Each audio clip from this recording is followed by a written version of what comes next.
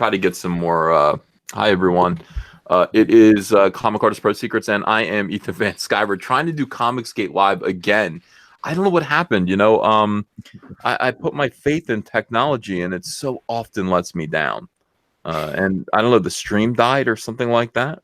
But we'll see if we can build this back up again and get moving, because I think we were doing good and we were kind of having fun. Changed my shirt, you know, to my my buddy Antonio Bryce's comic brand. And it's got Cyberfrog on it. Antonio, where did they get this shirt? You can get it on my Teespring shirt, my Teespring store, or it is available on Amazon.com and Amazon UK. Just type in Cyberfrog shirt. It should come right up. Beautiful. Absolutely beautiful. All right, I'm turning this off. I can't stand looking at myself. I really can't. It's weird. Odd thing to watch yourself talk, Antonio. You know what I mean? I only turn the camera on when I have like big guests, like when I had Steve Englehart on, and then I had Ann on. So I turned the camera on because, you know, I want those streams to be a little better. But I've got Sanford Green on tomorrow night at 10 p.m. Eastern Standard Time to talk about Bitterroot. So we're going to do that tomorrow night on my channel.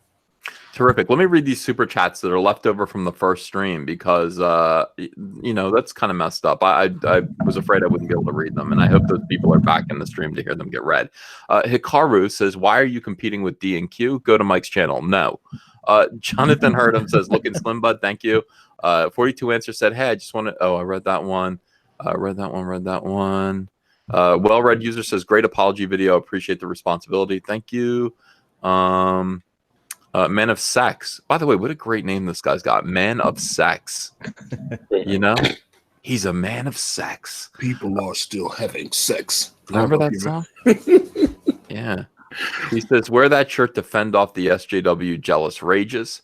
Lloyd Aloha says, how did you like the State of the Union last night? Viva ComicsGate. I loved it. I watched it today, and I couldn't have been more proud. You know, when you see Trump actually out there reaching out and making a real difference, you know, standing by his principles, saying, hey, the wall's going up and this is why, and he gets booed and howled at, but at the same time, he's like, by the way, you know, look at what's going on, and, you know, hooray for women and all this stuff. He's a good president. I really enjoyed it. Mark C says, what happens when someone gets mad at Mike and Susan? Okay, we read that one. Oh, Krista Joe, this is where we left off. She says, if it's any consolation, at least Mike keeps screwing up properly drawing Cyberfrog. I enjoy when you yell at him. Side note, your daughter is adorable. Thank you. I enjoy yelling at Mike. So I'm glad you enjoy hearing it. I do like it. I like watching his big toothy smile fade from his face as I start to yell at him. It's one of the few pleasures I get from live streaming with him. TK says, for loyalty and hashtag ComicsGate. Smiling Brando says, hey, EVS, what's your take on Vic Mignogna and AnimeGate? Is it similar to ComicsGate? Did you guys know about this? I just did a video about that a couple days ago. Yeah. Yeah, I've seen a couple of videos going around and stuff. Yeah, it's a Me Too movement. I mean, I don't know enough about all the specific allegations. The problem is they don't sound like they have a litany of other problems with him. They're calling him homophobic and anti-Semitic and things like that, and then the allegations come out. So, yeah, I'm afraid it's going the ComicsGate route. Yeah, where have we seen that before? Yeah. Well, I mean, what I know about it, and there might be more to it, but, you know, the initial allegations, he's like, well, he's anti-Semitic because he was doing a panel at a convention, and there was another room next to his panel that was making too much noise, and he says, well, it sounds like a Holocaust over there. Yeah. And that means he's anti-Semitic. I mean, look, the word Holocaust is not only, I mean, Holocaust with a capital H refers to the Holocaust, that singular event. But Holocaust is still a word. That's why there are movies called Zombie Holocaust and things like that. I don't think it's a matter of being noisy, though, is it? Even though whoever is making that noise is creating a Holocaust. Yeah. That's an oddly specific. What is it? Somebody's making noise again. Hold on a second. Let me yell at someone. Oh, it's Antonio. Antonio, it's you. It's me? I guess time code. That's where I'm seeing the bars. Yeah, that's what I'm like. I'm looking at my mic. It's No, not moving. what am I doing?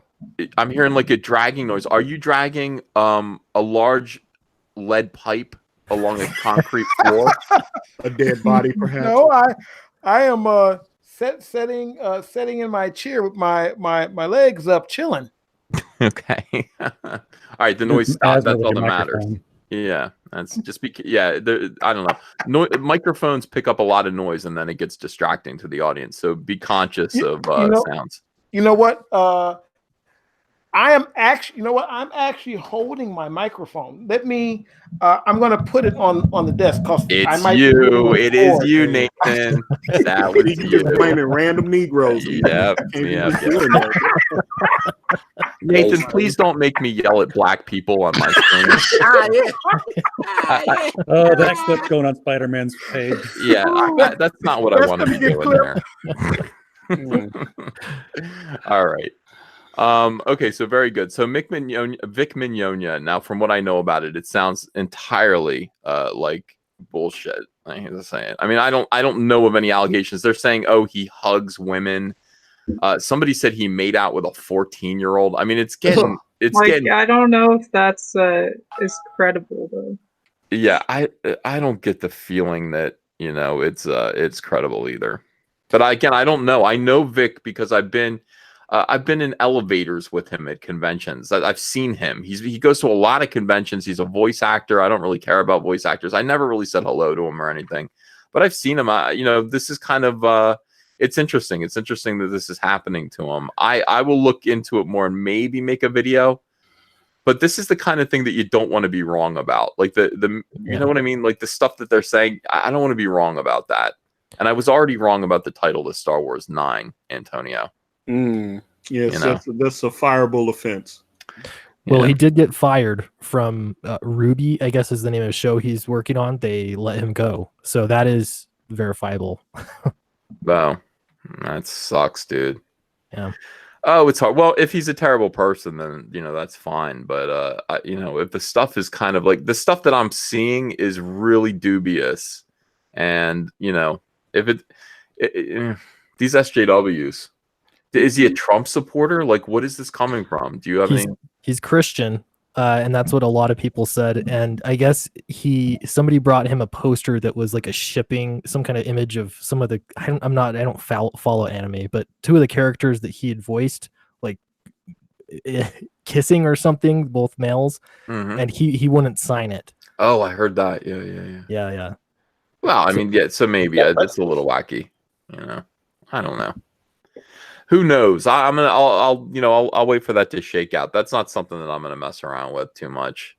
I want to protect comics. I don't know if I want to get into anime too much, but I'll keep my eye on it.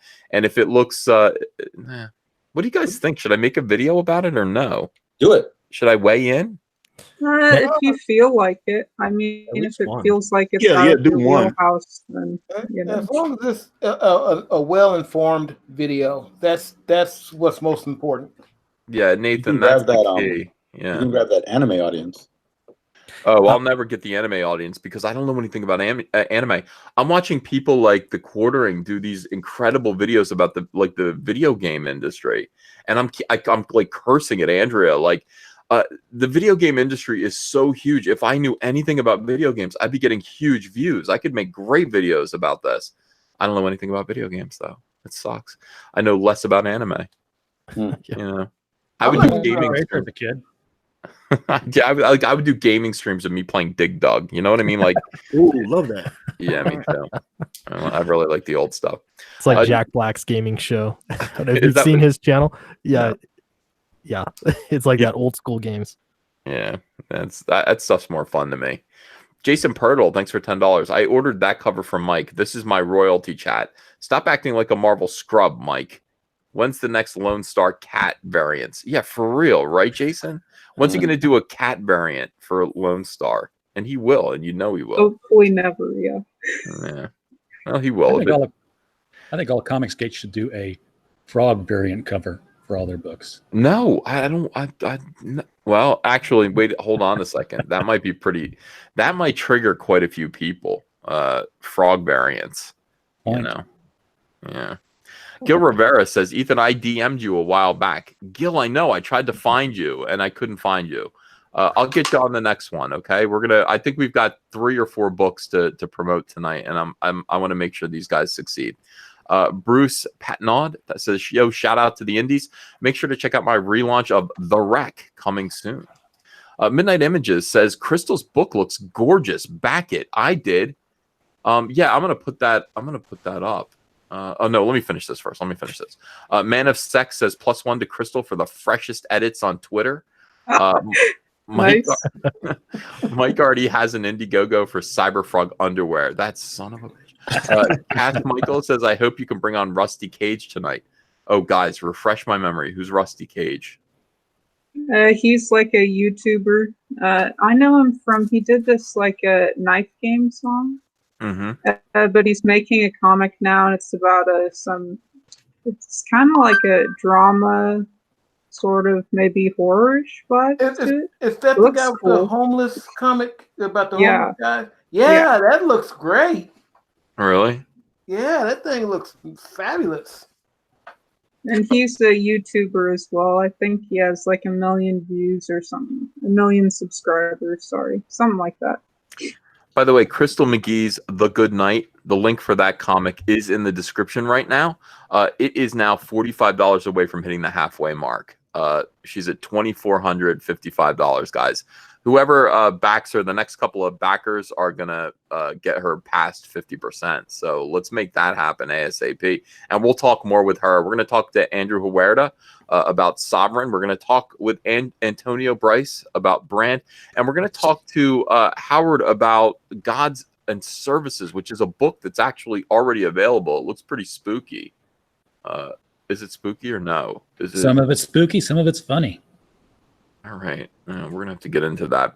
SJW Cyberfrog says, I just sent SJW Salamandroid to UK to sit down with Kevin Logan. Not going to be pretty. Expect tears, lisps, and soy everywhere. Yellow Flash 2 says, I will corrupt Clint. He will embrace the dark side. Macho Dan says, EVS, I'm a ComicsGate creator with an Indiegogo launching in April. I have 16 pages free to read right now. Let me jump on the stream so I can share the free link. Macho Dan, we'll do it next time. Stay in touch with me. Stay in touch. And he says in another chat that the first 16 pages of his book, Hero, are totally free. We'll get you on, Macho Dan. Brian from the Rebellion says, James Gunn is directing Guardians 3. I know, dude. I thought he was for real. Wait, what?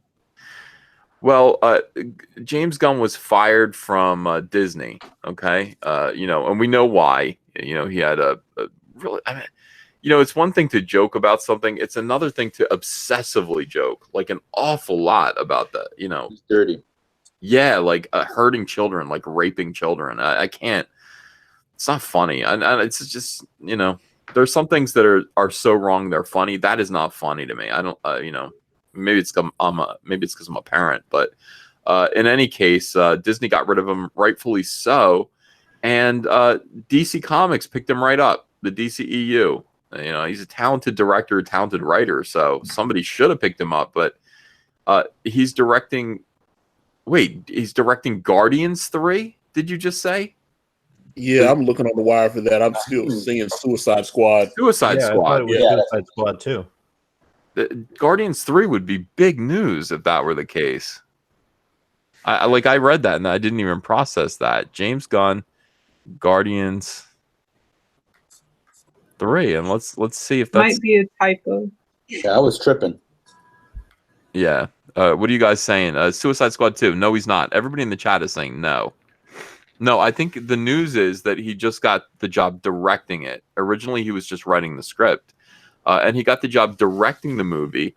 And it's gonna be a relaunch. Okay, everyone's agreeing. If this is true, this would be brand new news. That's fine. But he's actually directing Suicide Squad 2 and sort of relaunching it. And whatever. Mike Murphy says, solid group tonight. Doing great work here, Ethan. Thanks, Mike, in the chat. You're welcome. Yeah. Yellow Flash 2 says, EVS said if you spam and rag on Nasser, he's kicked. I didn't say that, but I mean, I always listen to my audience. Jason Green says, hope you're feeling better. E, thanks for the laughter on Mike's stream last night. My sides are still sore. Yeah, I tormented Mike last night. I really gave him a hard time. I made him look at subliminal penises. And that, the thing about it is that there are a lot of subliminal penises. And he didn't know how many there were. And I actually let him know, so, and asked him to explain them. You can find that stream on his channel, and I think you'll like it. I think it's the State of the Union stream. Zach Berger says, did you know that they reprinted those Scary Stories books with less scary artwork? Made me upset. That's stupid. That artwork is classic. Guys, here's the thing. Like, SJWs are ruining everything. The big stuff and the small stuff. I'm watching cartoons with my daughter, and yeah, she's 3 years old. She's going to be 3 in a month. Humpty Dumpty. Humpty Dumpty no longer fell off the wall. Humpty Dumpty no longer cracked his head open and needed to be put back together again. And this drives me nuts. What even happens to him? Yeah, I was gonna say, what's the point? It goes like this now. Humpty Dumpty sat on a wall. Humpty Dumpty was afraid he would fall. All the king's horses and all the king's men couldn't get Humpty down again. Do you know how stupid that is? The whole thing about Humpty Dumpty, first of all, children can understand the idea of the consequences of falling. That's kind of what Humpty Dumpty does to a young childish mind. If I run around in a high place on a wall, I'm going to fall like Humpty Dumpty and crack myself open. That's a real kind of, that's a very simple early lesson that kids learn from these nursery rhymes. Like Humpty Dumpty fell and broke into pieces, and so will I. So that's why I'm not going to climb up that wall. And now, like, they're afraid to do that. Like, they've infantilized kids to the point where you're not learning any of these lessons anymore. Like, adults are like, well, it hurt me. It's going to hurt. It didn't hurt you. It didn't hurt any of us. None of this stuff hurt any of us. It's good for you. These are good lessons. These are important lessons to learn. And, and there are like 3 Humpty Dumpty cartoons that show up on YouTube, and they all do the same. None of them have Humpty Dumpty falling and breaking. Oh, man. I got a collection of Warner Brothers cartoons on DVD, and the first thing that I see when the thing plays is an apology for the way the cartoons were presented. But for historical accuracy, we're going to keep them as they are. I like that better, though, Howard. That is the correct thing to do. It is the correct way to do it, but the fact that there had to be an apology in the first place that for people who couldn't get it. Wow, some of those cartoons are, I mean, people might not understand. You put those cartoons on, and there's all kinds of weird racist stuff in them because they were made in the 30s and 40s. But yeah, I thought the apology was correct. But again, like the taking things out, censoring things, demonizing, this stuff. It's got to stop, man. And that is a total SJW impulse to sit there and say, yeah, Humpty Dumpty, if we show him falling off the wall, it's gonna really scare children. Good. They need to be scared. They need to be scared. They need to learn. They need to see consequences. It's like children.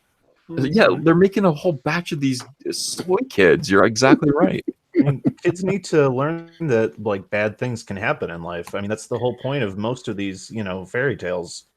Yeah, that is the point. That's what Little Red Riding Hood. I mean, that's a point. There's something to that. You have to tell that story. It's like there are predators out there, and you do need to be careful. Do not talk to strangers because they'll eat you. And with Goldilocks now, with Goldilocks, the 3 bears had to share their food with her and build her a bed because she was homeless and didn't have any food. Oh my God! Really? Yeah, no, I'm making that up. Wow. PETA is causing a problem for Toy Story 4 because of the way the sheep are depicted. Mary Had a Little Lamb, or whatever that is. Bo Peep, yeah. Little Bo Peep, that's who it is. Yeah. They don't like the way the sheep are being treated in that cartoon.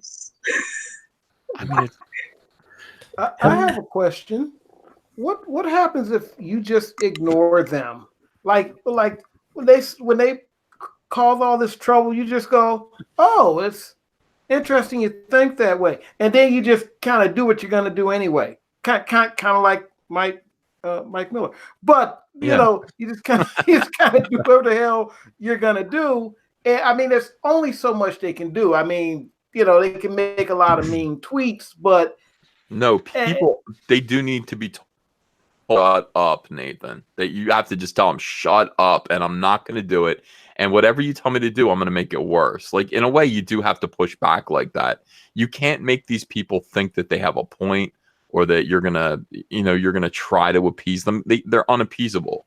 They don't care. You think they really care about the way the cartoon sheep are being treated in Toy Story 4? Do you think they really care? No, of course not. I I don't think they care about any of this stuff, though. I think this is all, this is just all stuff that they're, like I say, they're grievance mongers. They're just looking for the next thing to be upset about. And from far left people that I know personally, that seems to be their thing, because when you propose solutions, they aren't really interested, because, well, solutions aren't fun. I mean, the fun is in the grievance. The fun is in the being angry. It's that feeling of anger. It's a power thing. Right. Yeah. How can I make these people bow and apologize because of me? That's what it is. And it was really funny. I mean, I did again, we're talking about Mike a lot today because Mike did something stupid a couple days ago, and because he did what he did, the SJWs swarmed him, and we got to see, and it was great for me because I made videos about it. I want to actually show people what it looks like. I want to show normal people what it looks like when SJWs find a target and swarm them, and actually show you what they do. They always do the same thing, and how it goes, what it looks like, what it must feel like, and get people very, very, very angry. And you understand exactly why they're doing it. And one thing that they always do is first they send you a shaming thing. Like they concern troll you, they shame you, and then they press for an apology. They say public apology now. And they actually did that to Mike. Public apology now. And had he done that, because he wanted it to stop, he's hearing all these people say he's a terrible person, bad things should happen to him. If I apologize, is that going to stop this? Now, had he apologized, that would have been an admission of guilt, and they would have utterly destroyed him. That is bleeding into the water for these sharks. So, these are the things. I want to make these videos. I want to make these things clear to people so that they know how to deal with SJWs. And somebody in the chat said Chick-fil-A did not back down to the SJWs and the weirdos, and they're the strongest, fastest growing fast food chain ever. Love Chick-fil-A. Love Chick-fil-A. Really good. Yeah. Eat it regularly. Mike's offense was so grievous they actually skipped step one of the attack, which is to tell the person how much they respect him and admire his work and are so disappointed. No, they did do that. Howard, they did that a little bit. I missed that. I saw him just go straight at him. No, I did a whole video. What happens is somebody will send a personal thing to you. Like somebody will send you a thing, and they'll try to engage you and break you down. And it's usually just one person that'll do this. Mike, I've been sobbing all day because of what you did to Mike Waringo. I thought you were a good person, but literally shaking. Yeah. And then he Literally. puts it on blast on Facebook. Yeah. And then as soon as, then they blast it out on Facebook and let people see it. And I just went, I did a live stream and said, and I mentioned the guy's name who did this. I said, fuck you. Like, I'm going to show people all of this. I'm going to read it out. I'm going to make you look like an asshole. And I'm going to tell people what this is and what you're doing and how this is the beginning of an SJW swarm. It's vital that people see this and understand it. So, yeah, Mike fortunately did not apologize, which I am glad for. Did you see what happened with Amelie Wen Zhao, I think her name is, the woman who did Blood Air? Tell me about it, Nathan. Basically, there's this Asian woman. She did a novel, young adult novel, had a publishing deal, much like Zach, and they decided that it's these random vloggers that decided that they were just going to pick this book apart. And one of the big reasons was that, or one of the reasons I heard was that because there were characters in the book, there was a form of slavery going on in the book. It was a form of like bigotry type of thing going on. It was slavery without skin color. But right, it was slavery without skin color, and it was because the characters had magic. So it was kind of like the X-Men. And basically the idea was that if you're not talking about black slavery, you can't talk about it. You can't put it in your book, and you're trying to erase black slavery from your fictional world, and you can't do that. And she's writing kind of from her perspective about slavery that's going on in China, things that's happening there. But apparently, if you're here in North America, you must write about black slavery and no other slavery ever, because none exists except the slavery that happened here. So all other slavery, the Chinese built the railroads as slaves. So I mean and she apologized. Ethan, she had a $500,000 book deal with Delacorte, and she withdrew publication of the title. 500,000, and she backed off because they went at her so fiercely, and she had a lot of support where people were like, "This is stupid. What are you talking about?" But she did the apology thing, and it's over now. That's all it takes. That's, and if you don't have a strong support system of people who actually understand what SJW swarming is, who can actually guide you through it and support you and help you, because when it's happening to you, because I've been through it, everything around you looks blurry. Like you don't see what's going on. All you hear is this buzzing in your head. Like, I'm being attacked by these people who are saying I'm not a good person. How do I make this stop? That's what an SJW swarm feels like. And, you really do need someone who has their feet on the ground to sort of push back for you and then advise you. And I mean, when you're in that predicament, you might as well be like in mourning at that point. You cannot make decisions for yourself. You really need to kind of just hush up and let other people do it for you, because you're going to react like a normal person. And they know all this. Like SJWs know all this. That's why they do it the way that they do it. They are going to get you to behave like a normal person, and you are going to submit to them. God, I hate them. I really hate them. I hate SJWs. Let the hate flow. Well, there isn't much to like. Yeah. Who would have thought, though? I mean, I just had no idea that they'd be worse than racists, actual racists. Yeah. Well, they are racist, Well, yeah, they have a good gimmick. I mean, the thing about it is that they're like, look, some SJWs are people of color, some SJWs are women, some SJWs are LGBTQ. And so if you oppose SJWs, that means that you hate women, people of color, and trans people. You hate trans people. Not so much gays anymore. It's like trans. Yeah, the gays and trans are like separate now, which I didn't know. I thought they were all. The gays outlived their usefulness to them. Yeah. Well, they're all breaking apart now. I mean, it's like they're all. Does anybody listen to Tim Pool, to Timcast? Yeah. Yeah, it's like he does stuff about this every day. They're just breaking apart, eating like at each other's throats. It's just a snake it just doesn't work. Its own tail. So they're Captain Planet. They just need to rejoin or something now. Is that what it is? well, it can't. The concept of intersectionality as they do it can't work, because different people need different things. So when you come with this idea of, well, we're all oppressed, okay, let's just say you are. Chances are you're oppressed in different ways, and you need different things to fight said oppression. So just coming together, especially when you're bringing people together who generally don't necessarily mix. The big one recently was gays and Muslims. Probably not the best thing. And so, you're bringing these people, say, hey, we're all oppressed, but everybody doesn't mix, and everybody doesn't need the same thing, and they don't need it all the time. It's, tackling specific issues. That's how you fix things, not by saying, hey, Nathan, let's group together. It's also that people just they don't belong in groups together.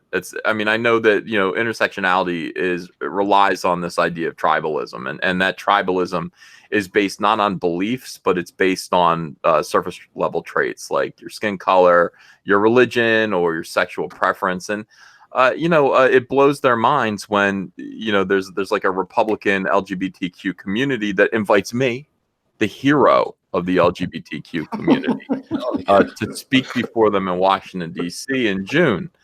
Rainbow cape. Yeah, I'm gonna do it too. Really? Dressed like Rainbow Brute. Yeah, I might do it. I wasn't gonna do it at first because I was a little bit scared. The thing is, like, being in public in a political way is scary to me. I don't really want to do that. But this is one of those things that I don't think I can let it go. I think I really do need to speak to the LGBTQ community. Of course, they're all Republicans, so it's great. And just get it on film and actually have it on my channel and just have that under my belt as a public speaker.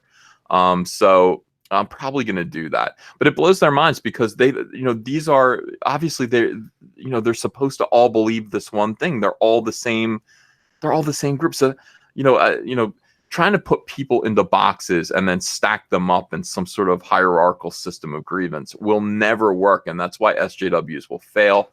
And that is why we will succeed gloriously as we are. And by the way, speaking of succeeding gloriously, Crystal, congratulations. You're doing very well. You are now at 52% of your goal. $2,645. All right. Congrats. Awesome. Let's take a break and I'll get back to super chats, and thank you guys for sending super chats. I'm gonna let's talk a little bit about these books. I'm gonna move on. Crystal's got her comic book, which is called The Goodnight. By the way, anybody who wants to back these comics, the links are in the description. And this is what ComicsGate does. Again, since this is ComicsGate Live Part 2, I'll make this speech again. ComicsGate books should succeed. We should get the support of the community behind these comics to actually make them succeed. These are independent creators who are going off on their own against God. Let me just tell you what a thing it is to be a ComicsGate independent creator right now. To declare yourself ComicsGate is to ask for isolation. But Antonio, yes, sir. Yes, sir. My talent and brilliance isolated me from this mainstream comics a long time ago. You know what I mean? I do. It is so lonely at the top, Antonio. I'm lonely at the middle. I was like, I'm in the middle.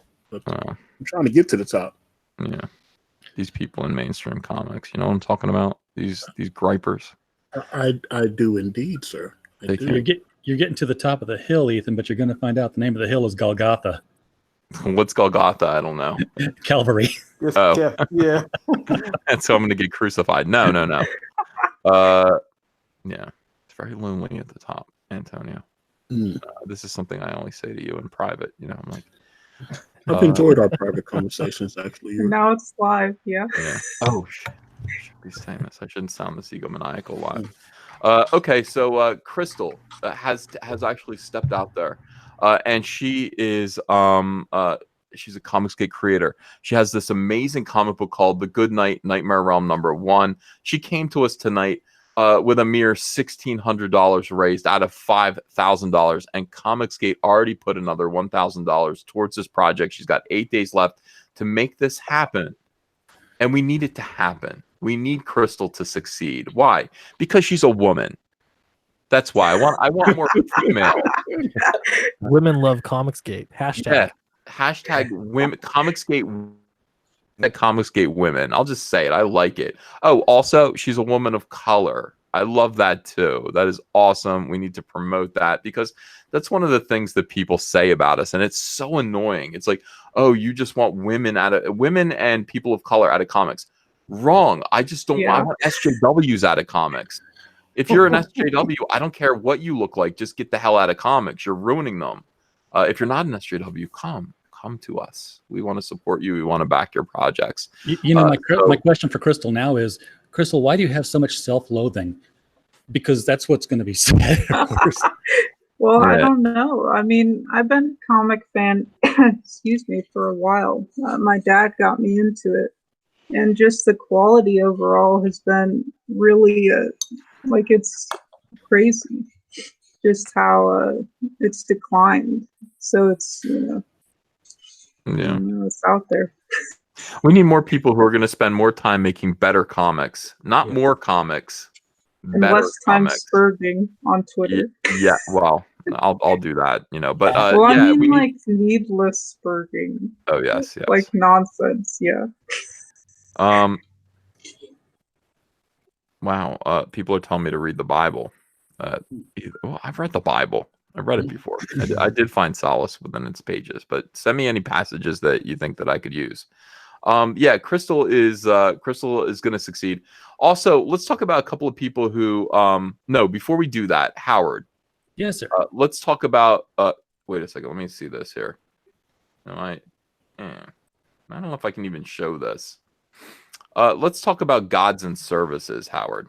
All right. Well, let's talk about Critical Blast for just a second before that, so they know who we are. And by the way, so you can sleep tonight, Gummo quit acting on the stage with the group to serve in the Army in World War I. So thank you for your service, Gummo. Thank you, Gummo. Critical Blast obviously is a website that does reviews of movies and a lot of comic books. We've got our own channel on YouTube. We're trying to get active with that. This Sunday, we will be interviewing OGCG. We'll be having Jim Ballant and Holly Golightly on there. For those who remember Jim Ballant's run on Catwoman before he left the mainstream industry to kick off Broadsword Comics, which is going to be celebrating its 19th anniversary next month. So if you guys can come by Sunday and watch that. We recently did 90 minutes with Michael Tierney, who is a retailer in Little Rock, Arkansas, and Peter Cimetti, who everyone here knows. And we had some really good discussion about what's selling in the comic stores, what's not selling. Michael told us all about, the Marvel initiatives that are being forced on them and how he's dealing with them and trying to survive in the industry with two comic shops. So that's one thing we're doing. Also, we're working on some things behind the scenes. If anybody's been seeing references to a certain PR company owned by a certain Black AF publisher, not owned by, I'm sorry, hiring that guy. That all began with us. Our team was doing the groundwork on that, and we've kind of leaked it out to some people to say, hey, verify what we're talking about here. Wow. So yeah, the Weber Shandwick stuff came out of us. So you're all welcome. Please verify it or tell us we're full of shit. Either one, we'd appreciate it. Recently, we branched into publishing. Go ahead. Uh-huh. No, we've been watching that, and holy cow, that is fascinating. They jumped on it rather quickly for it to be something that's not true. So I noticed that too. My feeling was that if it was absurd, if it wasn't anything to concern yourself with, they would have just ignored it and said, let them run into a wall, which is what something like Lucasfilm does that. It's like when we're wrong about something about Star Wars, they don't even say like you're wrong. They just go, you're gonna look like idiots pretty soon. That's kind of the way like somebody reacts when somebody else is making a fool of themselves and they have wrong information. Now, if we had proper, correct information, you would see a panic.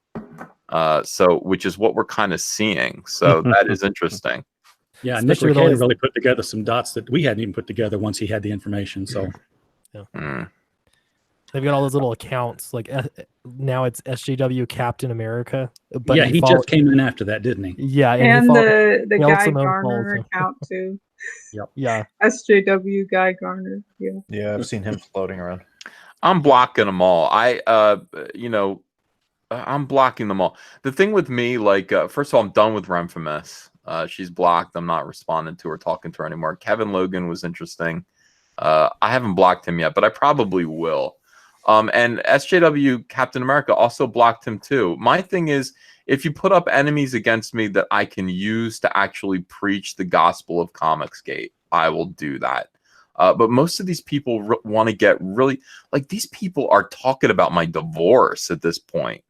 They're attacking me based on like stuff that shouldn't matter. It's just malicious. It's like, we know about your ex-wife and how like she left you, and it's like, yeah, that was 6 years ago. I'm over it. I'm remarried. I have a beautiful wife and a new kid, and it's not like, obviously you're simply trying to really hurt my feelings. Like, who are you people? What the hell is the matter with you? That's who they are. Yeah, and you don't owe them anything. I mean, you can block them. There's, you're not doing like a block bot and blocking, half of your fans like Marvel does. But yeah, I mean, they're only there to do their little PR tactics. Do you Absolutely. Do you really want to block SJW Spider-Man? I think he's like the best advertisement for Cyberfrog I have ever seen. This guy will put up Ethan's art and say, "Look how terrible this is," and people are like, "No." He stopped doing that. He's like, that didn't work out for him, so he stopped. I was like, "Oh." You almost getting new fans from that. Yeah, that worked. When I think about my ex-wife, I think, man, that's actually a really good thing. So, I mean, as far as it goes, if we have exes, then these people have never been married. They don't have families. Like, they think having a woman and losing a woman is like something that tears at you for the rest of your life because they're incels and weirdos and obsessive male feminists. Like, divorce is a good thing, you idiots. It's like when a marriage doesn't work out, people need to be apart. And everything about that marriage of mine was, we were going in separate directions. She wanted to do this, I wanted to do this. It was the right thing to do. I didn't lose custody of my kid. He came with me. I met Andrea, I married her, moved back to New Jersey, straightened out my entire life, and now I'm doing this. It's like, yeah, but what about your ex-wife? God bless her. That's exactly my position. Absolutely. Yeah. Life is good. I mean, you lose an ex-wife, she loses you, and you do it on purpose, and it happens because you just realize that you have to move beyond that, and that's it. It's simple. Yeah. When the great thing about I mean, listen, people who are going through divorce, I have so much sympathy for you because I know it seems awful at the time when you're going through it. It's hard to let go of someone that you've been married to, but a relationship is like it's like a jar of mayonnaise. When it's gone bad, you got to throw it out. There's no saving it. It's like, what are you gonna fix it? You're gonna say it's gone bad. Toss it. And honestly, you don't realize what a bad relationship is until you've been in a good one. When you're in a good marriage, you realize how bad the other one was. So in any case, this is all just personal stuff. But the point is that these SJWs, they're not serious. It's not really about comics. It's not about what we're doing. It's like they've targeted individuals like me, like myself, and like some of you. And their point isn't to stop us from business or affecting their business. It's actually to make us suicidal. Like, their attempt is to break us down and make us suicidal as people. This is evil. I have no problem calling this out as evil. Now, you can argue with their comics and say their comics are SJW, they're soy-based, they're really awful, they're killing the comic book industry. Those are valid criticisms. You can say that this writer's a terrible writer and she says crazy things on Twitter. Those are valid criticisms. What isn't a valid criticism is, how do you feel because you lost your ex-wife? Yeah, you must be a dick. That's a cuck line of thinking. Yeah, it's sociopaths. It's evil. So they're complete sociopaths. That's the kind of stuff that attracts sociopaths. Giving that they have a reason to be mean, a reason to be cruel. At least in their mind, they have a reason, and they can do whatever they want because they've justified it to themselves. Right. And that's what makes them that much more. I mean, the ones who aren't paid, I'm sure some of those people are paid, but the other people, they've justified it to themselves.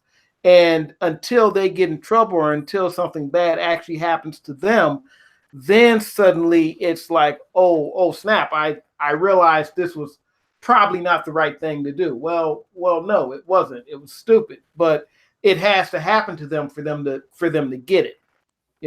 For them to go, oh, wait a minute, maybe this isn't the route to go. I don't even know. I don't see these people as human beings. SJWs, I don't see them as human beings. I don't even know if they're salvageable. I think they're really seriously, like, they find a certain kind of sociopathic bully, and then you give this kind of sociopathic bully a sense of self-righteousness. Imagine that. Imagine if there was a reason and a purpose for your bullying that would make you feel good about yourself. That's toxic. That is a dangerous cocktail. And that's what SJWs are built on. They're going to attack Mike S. Miller and try to break him down and ruin his life and make him so sad that he wants to kill himself. And all the while, they're going to feel great about themselves because he is a bad person and they are good people. And that's exactly why SJWs are evil. And that's why we have to keep pointing this out. We have to keep doing what we're doing and succeeding and just showing people that that is the wrong way to be. That is the wrong way to be. It's not good. It's not healthy. And it doesn't lead to prosperity. And what we're doing does. So in any case, I want to get back to Howard here and Gods and Services. So Howard, this book here, that you wrote is available on Amazon right now. I put the link in the description. Can you tell me what this book is about? Yeah, this book was an experiment that we wanted to get into last year to branch into publishing, get our own imprint on something, Critical Blast Publishing. And we put the call out for short stories with a certain theme, that theme being that there's the trope of the mysterious shop that appears on a street where you've never seen a shop before. And then when you try to go back to it, it's not there anymore. And this particular shop sells knickknacks and bric-a-brac, and it's just a hodgepodge of stuff. But if you buy something from there, it's very Twilight Zone-ish. You end up with a god, and that god now has to help you, whether you want help or not. It was kind of based on if you ever saw the old Tony Randall film with Burl Ives called The Brass Bottle, he ends up with a genie because he bought this bottle and lets it out, and the genie, Burl Ives, tries to keep improving his life and just makes it worse. Not all the stories went in that direction, but that was kind of the theme where we were going, where all these old gods have nothing to do, so they're selling their services through this caretaker who's running this shop that just goes all over the place. And we got some really good stories that we weeded through what we got. Obviously, we got a lot of people who didn't even read the requirements. But the ones we did get that we decided to keep, we had some name authors in there. We got David J. Peterson, who is finishing up his Angst series right now. We got Ira Bloom, who did Hearts and Other Body Parts for Scholastic. We got John Della Rose in there. I'm so thankful there's a CG detente going on right now, because I was always wanting to say, hey, we got this book. Oh, you're not going to want to see it right now. No, we're cool. We're cool. I had John on my show last week, so we're cool too. But then we got these new authors like Ross Baxter out of Great Britain, Aristo, and I can't pronounce his last name. He's Greek. He's in South Africa right now, and they all came up with these really great ideas for these little-known gods that have an actual mythology to them, and wrote. Some of the stories are horror. Some of them, Ira Bloom's story is absolutely laugh out loud funny. As his main character ended up signing a contract with a demon who likes to drink. So if you take him out to bars and show him a good time, there's a good chance you can find a loophole in your contract. Cool. But that is out there, paperback for $8.99, Kindle for $2.99, and we're happy with either one that people buy. Right now, we as you saw earlier, I'm sitting in a hotel here. We had moved out of our place in St. Louis and came to Waco, Texas. And it was just a huge mistake, but all our money is tied up in it now in being here. So we've got to try to raise the money to relocate back to St. Louis, which is going to cost us about $10,000. Some of that's coming from other places. Tax returns are coming, thank goodness, and other job bonuses. But we're trying to make up the shortfall. So we're guessing about $5,000 of that is what we're going to fall short on.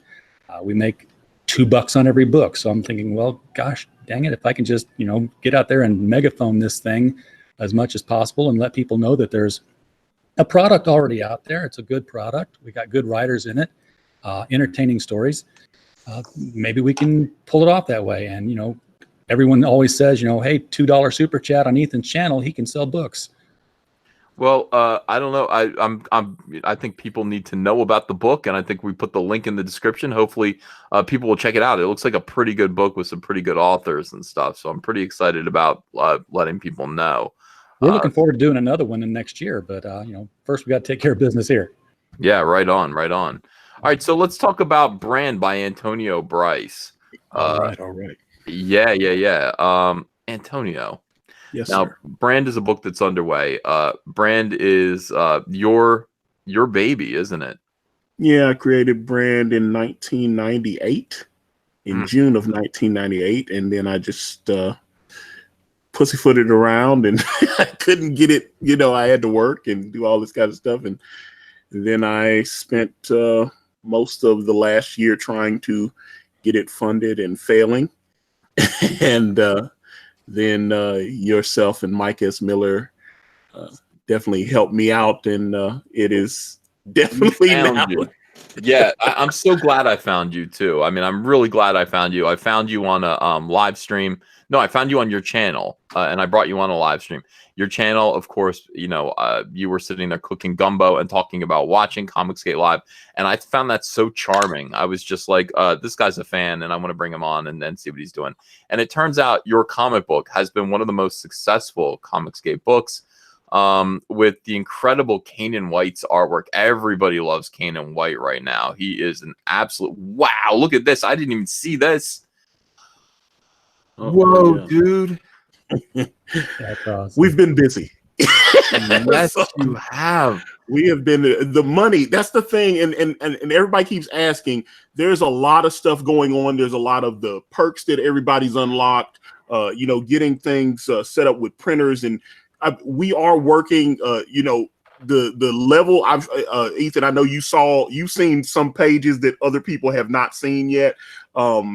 That and so is Richard C. Meyer and a couple other people that that I trust not to leak things, but yeah, we're the level of detail that Kanan puts in the pages. Yeah, you know, it's like Cyberfrog pages. Yeah, because he's better than me. I think Kanan's better than me. I really like his work, man. And I will tell you this, guys. Kanan is. I shouldn't say this. Say it. No, I can't. I'll hurt too many people's feelings. Kanan's a really good artist. I think he's one of the best in ComicsGate. How's that? Was that all right? He's all right. Yeah. Okay. Yeah, I can't show preference like that. Kanan is really, really, really good, and you're, you know, fortunate to have discovered Kanan. He's going to be doing this book with you. Look at this. Yeah, you've got some great, like, you've got other artists as well. But my God, dude, this is just absolutely incredible. Those of you in the chat who haven't yet backed Brand, you're going to want a copy of this book. I predict Kanan White and Antonio Bryce are going to be. I hope they're not, but I don't know. I always look at you guys and I think you're going to go mainstream. You know what I mean? Don't do it. I'm just trying to keep putting. I mean, that's the thing. I had a big conversation with Kanan because, you know, I'm writing the second book right now while he's doing things. Because the way I left everything in this script, I want to pick right back up. It's gonna. I don't know how. Everyone's been asking about how we opened the book. If the people that follow me on social media have seen some of the pages where we've got Dawn hitchhiking, and then we've got Edwin Boyette's character, Edward Lind, that picks her up and drives her to the next destination where she meets this pimp named Fame.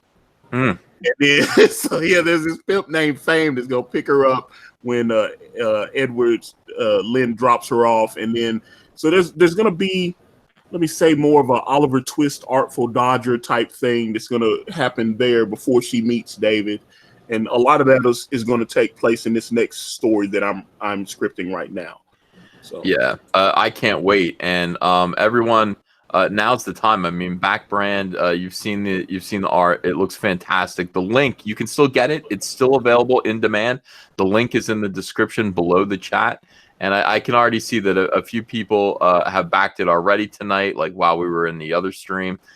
You guys that haven't yet backed it, man, throw some support behind Antonio's work here. It's pretty phenomenal. Good job, Antonio. I'm proud of you. I'm proud to know you. Well, thank you. But I mean, dude, I've been just following the blueprint, man, because that's what it is. That's what it is. You're doing great. All right, let me look at the Goodnight again here, and then we're going to get over to Andrew Huerta. Andrew, are you with us? I'm here. Andrew, you're so quiet, dude. I was drawing. Well, that shut me up. I'm just inking and listening. Yeah, Goodnight, Nightmare Realms at 28.65 right now. Absolutely awesome. Really great. Crystal, good job. Thanks. One thing I was going to say that I forgot to mention in the last stream, me and Model 316 are doing like a little giveaway collaboration thing. And on Friday, he's going to start sculpting the figure for the little teddy bear to give away to like it for backers in a random giveaway thing. So, yeah. Nice. All right. So, all right, let's go over. Let's talk about, first of all, Goodnight, Nightmare Realm, Crystal McGee. Awesome book. Some of the best art that I've seen. Again, we only get the best of the best here. And actually, right on the stream right now, we kind of have the best of the best. You know, that's why Doug's on right now. And that's why, you know. Oh, no. If that's going to get clipped too. Yeah. Yeah. If Doug were on, he'd ruin that. You know. But this is phenomenal. This art is absolutely terrific. It's so good, and I don't know. I'm excited about this. I'm excited about this. I'm more excited about this than I am about the guy that's going to be Batman in the next Batman movie. Who's that? It's the sparkling vampire kid from. Are you serious? Robert Pattinson. Robert Pattinson. Are you serious? Yeah. Oh, that's real. Oh, wait. Is that in the one where he's supposed to be a younger Batman? I think so. Sounds like they did it for the memes. that could work. It could work in its own way. If he comes correct with it, people will have to give him props. But question is, will he do that, and what kind of director will he have? And you know, I remember when Tom Cruise was in an interview with the vampire, and people were like, "No, that's not going to work." And then he went in there and killed it. So anything's possible if you really know what you're doing. But I'm old enough to remember when everybody was bitching about Michael Keaton being cast. Yeah. And because that was but again, he was one of the best Batman. They can never find the right combo. It's Michael Keaton was a good Batman, but I didn't care for his Bruce. And I don't know. They just can't find a guy that does both well. I wasn't crazy about his Bruce either. I liked him. I thought he was great. I didn't think he would be, but he turned out to be pretty good. Robert Pattinson, I'm ready to give a try too, but it's, you know, he when somebody is so identified with something else. See, that was the problem with Ben Affleck. Ben Affleck was so identified with just being Ben Affleck, you know, that I didn't want to see him as Bruce Wayne or Batman. He's just Ben Affleck pretending to be Batman. He's just a butthole that is pretending to be Batman. It definitely would have been better if he stuck to directing a Batman movie instead. Yeah, for sure. His director movies literally. Well, yeah, he was supposed to direct the next one, and he backed out of it. Yeah, you know, Robert Pattinson. Look, I saw all the Twilight movies; they were terrible. Yeah, they were so bad. Nothing happened. You sat through all of those, and they glow. They're made out of diamonds. Yeah, no, because we're just talking about my ex-wife. She made me go to them. You know, and that should have been sign one. It was. Jesus. Wait, the last one was like badass, and then it turned out to be like just a vision. It was like no, the Twilight movies never happened. Like nothing happened in them, and I'm sitting there going, "All right, you've got this tribe of werewolves, and you've got this group of vampires, okay? And all I want to do is see them fight." And it's like, well, what are they going to fight over? They're going to fight over this girl. This girl? Okay. All right. Wow. All right.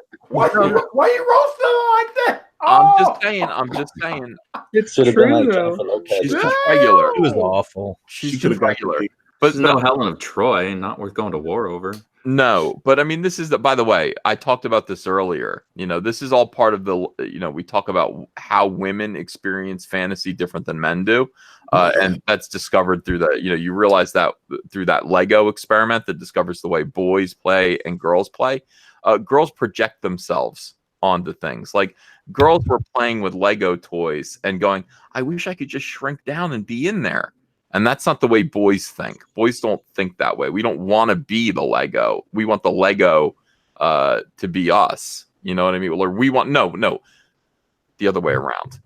When we play with the Lego Batman, we become Batman. But when a girl plays with the Lego Batman, Batman becomes the girl. Okay, and that's the problem. That's the difference between men and women. So with something like Twilight, you have the super bland female character that is just around all of these handsome men, and it's like the woman, you don't want her to be gorgeous because the woman needs to project herself into that role. So she's just a cipher. She's just a cipher. She's experiencing fantasy by imagining that girl is her. Now, if she's too pretty, then they're going to think she's a bitch. And that's why women love that series. But I think that's true, you know. And she had such heroic goals throughout the entire series too. I mean, you know, who doesn't want to become an undead housefrau? Yeah. There's a weird word. There's a word for that, like safely attractive or something. It's like where the person's attractive, but they're just attractive enough to be attractive, but they're not so attractive that they scare away the female audience. Right. You want to be. I forget what that word is, though. Mediocre. Average. Yeah. Wow. Average. But no, but that's what you want to do. You want to have a woman that is a good kind of stand-in, you know, for every woman. And I think that's what kind of Kristen Stewart was. But in any case, nothing ever happened. So the vampires and the werewolves are going to go to war. And then she says, don't fight over me. And they go, okay. And that's the end of the movie. I was like, damn it. It was deep. It was deep. Yeah. If you want to see vampires and werewolves fight, in a few months, I'm going to be working on Vampire Alliance. So keep that in mind. I would want to see them fight. I want to see vampires and werewolves fight, and I didn't get to see it with Twilight. Nothing happened in those movies. Nothing. Just watch Underworld. Yeah, Underworld was good. Oh, that was amazing. I love that. Yeah. By the way, Brie Larson, is she the same as Kristen Stewart? Like, is she the same? Yeah, I'd say so. No, she has the same emotional range. I don't. I actually think Kristen Stewart is actually cuter. Yeah, I don't think find so her. I don't find Brie Larson in any way, shape, or form attractive. Where at least Kristen Stewart is kind of like, you could kind of go like, oh, okay, I'd see something happening there. But yeah, Brie Larson, I'm not feeling her in any way, shape, or form. Neither of them look like they're enjoying themselves. Yeah. John Smith in the chat says, I lost respect for you, Ethan, that you watched that sparkling crap. Dude, have you been married before? Yeah, that's why I watched it. I watched it with a chick. Yeah. Yeah, you gotta sometimes watch what they want to watch. I watched The Notebook, and that was good. You know, Notebook is a good chick flick. Well, no, it was a good movie. It's not something I would choose to watch, but it was good. Twilight was a chick flick. Those movies were awful, and they were just awful. Like I walked out of there like, nothing happened in that. You're aware that nothing happened in that movie, right? You know, I mean, honestly. You got to do one for them, one for you. That's how it works. No, two for me, one for them. Right. I saw the very first one on cable, and I literally I started watching it, and I woke up, and it was like at the end when a fight was happening. So I'm thinking I got the best parts of the movie. Yeah. No, that's true. Like if you were to watch Twilight, you could really just cut out. It's like watching The Walking Dead, like watching a season of The Walking Dead. Watch the first one and the last one, and really just the first 20 minutes and the last 20 minutes, and you're done. Everything else is just filler. Nothing happens. I'm so glad Walking Dead's getting canceled, dude.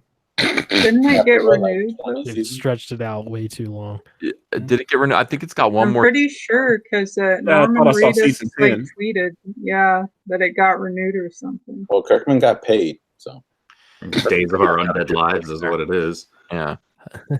Kirkman is such an inspiration. Like, he's got to be a billionaire now, and he really has a good way. Like, he's got good ideas for how to do comics. Like, I got to have dinner with him once before Walking Dead blew up. And this was when he was just like, he wasn't a billionaire yet, you know, but we're having dinner and he's like, Ethan, the way to do this is, look, he's like, I just keep getting paid for the same book over and over again, because it's like, I put the book out once as a floppy. There are going to be other second, third printings, you know, when those sell through. And then I take 6 books and I put them out as a trade. Okay. And then 3 trades become a hardcover. And then those hardcovers become soft cover collections. And then I just combine hardcovers, 3 hardcovers into a super hardcover. Like this guy had it down. Like I was just like, I was watching him, like I was listening to him, like, damn. And he's like, and the difference is, Ethan, he's like, you know, you're working for DC. He's like, this stuff is all mine. I own all this stuff. This is mine. You know, I get all the profits. And that's the key right there. That's the key. That was just gotta own your own stuff. I mean, it's a smart formula. Hey, Ethan, I got to go to work in 5 hours, so I've got to jet out of here. But thank you for having us on. All right. Appreciate it. I just want to remind everybody, we have a 30-day deadline on getting this move happening here. So there is some urgency on our part. But thank you so much. All right. Take care, buddy. You too. Bye. Ladies. Yeah. I mean, that was a really, really cool idea. Like just everybody just put out your books and then collect them and keep them in print. And you know, I'm starting to see comic books way differently, you know, than I used to. The stuff that Marvel and DC put out are mostly very disposable. I want to do books that are permanent, that are actually permanent, that can stay in print forever. I mean, like Marvel can barely keep a series going before they renumber, so something definitely needs to change for sure. Yeah. What's crazy to me is how like trash the new stuff is. Like people can't collect those books anymore. Like they mean nothing. None of the stories matter. That new G.I. Joe stuff. Wow. But when the thing you're excited the most about is having cat variant covers, like no, that's going straight into the litter box, is what that is. This is like something you sell on the internet. It's like something you would sell on YouTube. Sorry.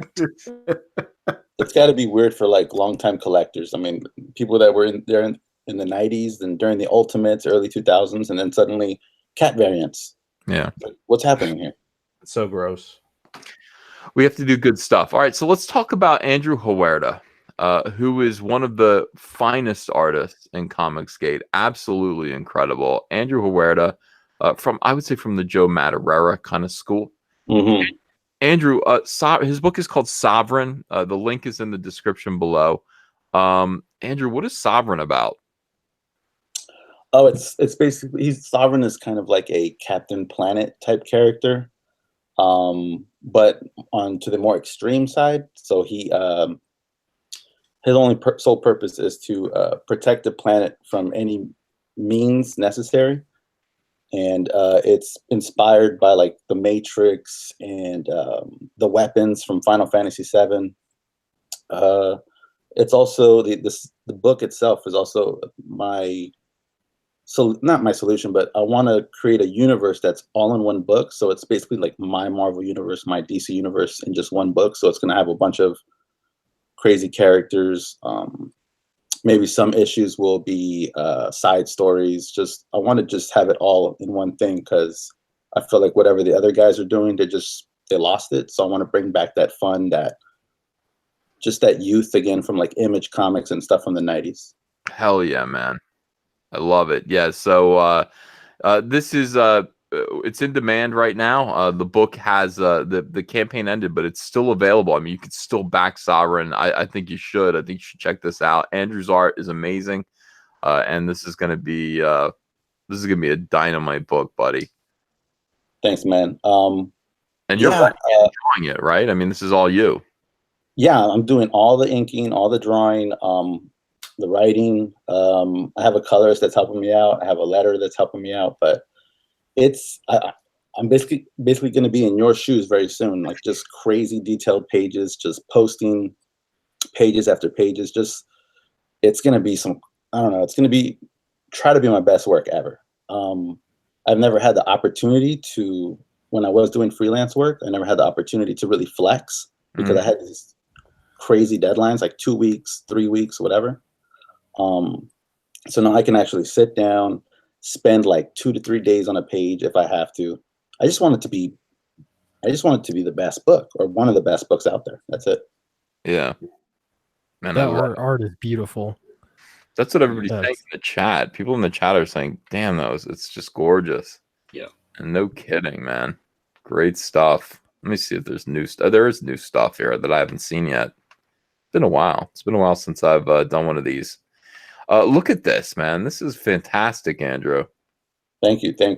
I do get some critiques or comments about it being too busy or hard to understand, but we all have different views on how comics are drawn. Critiques or comments. I feel like they should. Some people like the art simple and so they can read it faster or just easy, but I'm one of those types that likes to put everything in one page, and there's no time limit to read a book. You can stare at a page for an hour if you wanted to. So that's where I'm coming from. Yeah. Welcome to the chat, Mike S. Miller, Blacklist Universe. Hey guys. How you doing? Troll King. Hey Mike. Hey. How did it go tonight on Drawn and Quartered? It went well. Malin won. I didn't win. Win.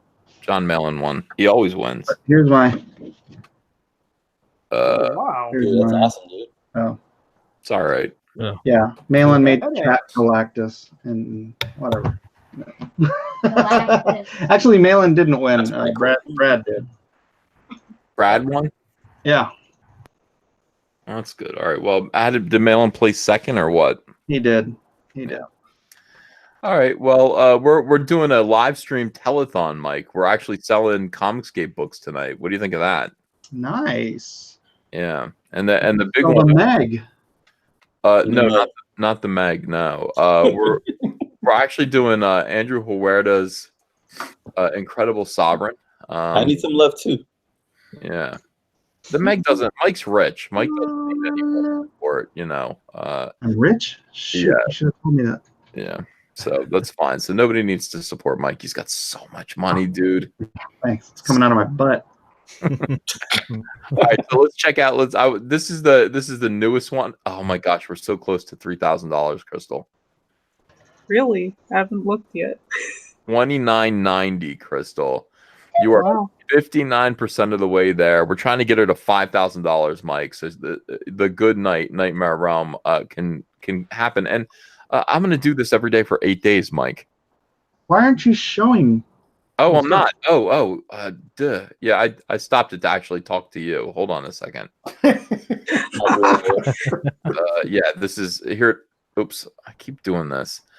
Yeah, here it is. The Goodnight Nightmare Realm #1.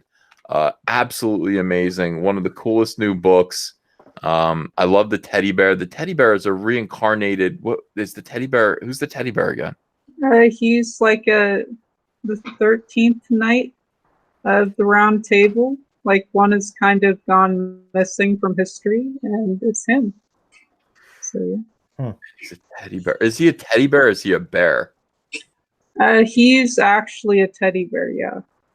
Wow. Look at him. He looks so concerned. Are you okay? Look at him. You look. Oh, I want to help him somehow. Oh, I can't do that. No, it's like Pooh Bear with a knife. Yeah. Oh, it's so cute, and it just seems like a book for kids, but it isn't because look. Yeah, it's not. This reminded me of Batman for some reason because it looks like Robert Pattinson, who was going to be the new Batman, and that that's why I brought that up. Robert Pattinson, the new Batman, Mike. Yeah, right. That's not real. It is real. No, it's not. All right, live in denial, Mike. I will live in denial. If you're trying to tell me that's true, I am absolutely going to live in denial. All right, well, it is true, I'm afraid, and that's just something we're all going to have to cope with together. It is what it is. Yeah. By the way, so if you want to support Crystal McGee and the Goodnight Nightmare Realm #1, the link is in the description below.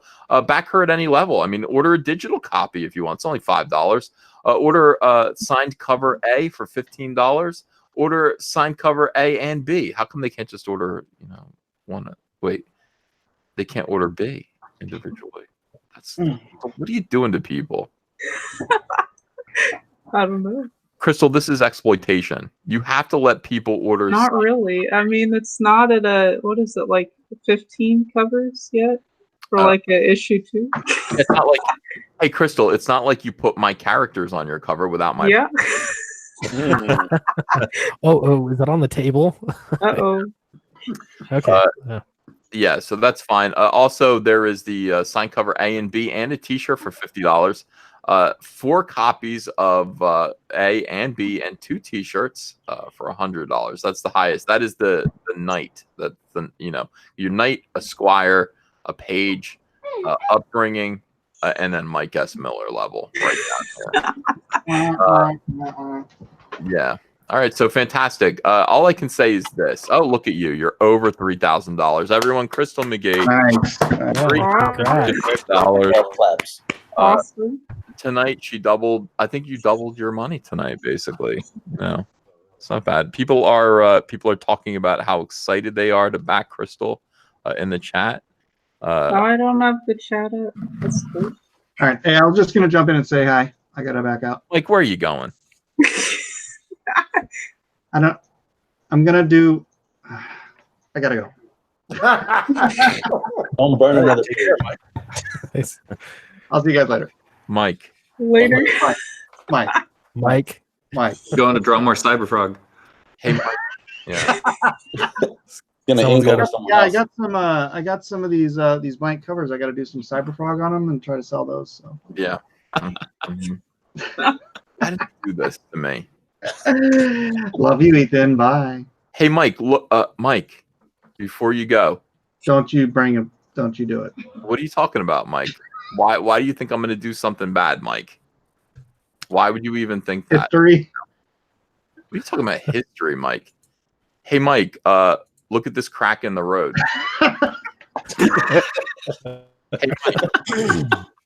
Hey, Mike. Look at this crack in the road. Why would he's gone? Mike. A big pothole. That is a big, Mike. That's a big hard pothole, isn't it? That's an imprint. That's not a crack. Girth to it. Hey, Mike. Hey, Mike. Do you support the military, Mike? Mike. I think he left. Did he leave? Wow. He's gone. He's been gone for a while. Why doesn't Mike support the military?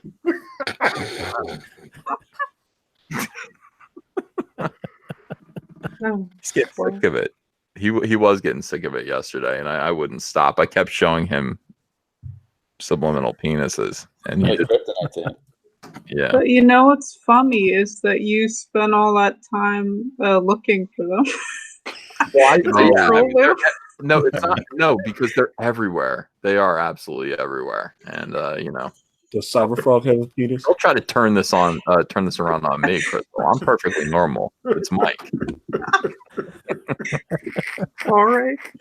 Yeah. Crystal is at $3,040 right now. Let's check in on Brand. Everybody needs to back Antonio Bryce and go. Oh wow, look at this, $55,847 for Brand. That's good news, and yeah, Kanan White is a freaking monster, dude. For real, yeah. Kanan sucks. He is the worst artist on the planet. That's how you get him fired up. No, I don't know. I feel bad sometimes because I get mad at Kanan and I end up swearing at him and stuff, and he's just always so good natured. I'm an asshole. I'm sorry. He frustrates me sometimes though, and I was like, why are you drawing that? I didn't tell you to put that there. It's like, yeah, it can be he wants to do his own thing. All right, let me read some of these super chats here. I've still got a bunch of super chats that I need to read for people. It's I appreciate the super chats. Solid group tonight, doing great work. MAGA Hat J. Jonah Jameson says, get me pictures of SJW Spider-Man, pays well. Sierra Whiskey says, tell us more about the art. Hail McGee. And Michael Beacon says, buy 7 Legions issue #1, currently available digitally on Comic Central. DJ Kong says, Crystal, I'm a sucker for Arthurian legend. Very excited for your book. Leo Breaker 49 says, evening CG, the Goodnight. Is the Goodnight a physical copy? Sorry if this wasn't already addressed. I'm just arriving. yes at the $15 level and up. Right. Okay. Let's get some more super chats here. That was still from the other stream. I was just finishing off those. So let me see what's happening now. Oh yeah. Okay, I'm gonna read these. Mark C says, "Do you mind if I get a Mike stream and tell him you're stealing his audience because he used Cyberfrog without permission?" No, he knows. Liam Gray says, "Vic held a sermon on Sunday Con. This massively triggered a bunch of blue hairs, and here we are." Oh, you got it. Vic is the voice actor who's in trouble with SJWs right now. He went to a convention on a Sunday. Yeah. He held a sermon, and okay. That's interesting. Huh. Yeah, that's another piece of the puzzle. What was the sermon about? He's a Christian.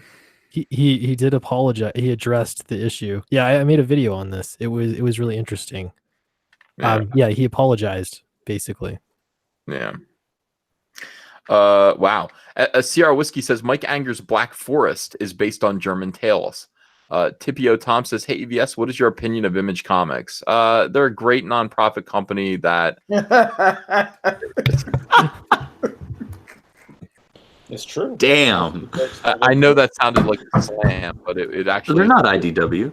They're negative profit. They're giving to charity.